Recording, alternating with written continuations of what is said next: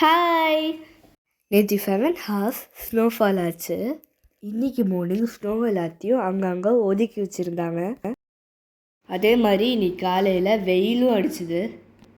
பிளேஸே நல்ல வெளிச்சமாக இருந்தது. சாட்டர்டே இங்கே ஒரு கிறிஸ்மஸ் மார்க்கெட் இருக்குது. ஸோ அங்கே போயிட்டுருக்கோம். நைட்லாம் டெம்பரேச்சர் -12 இருந்தது.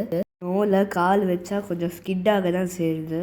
மெதுவாக நடந்து நாங்கள் சிட்டி சென்டர் போயிட்டோம். ஸோ இங்கே தான் கிறிஸ்மஸ் மார்க்கெட். நாங்கள் ஸ்விங் ரைட்லேயும் என்ஜாய் பண்ணோம்.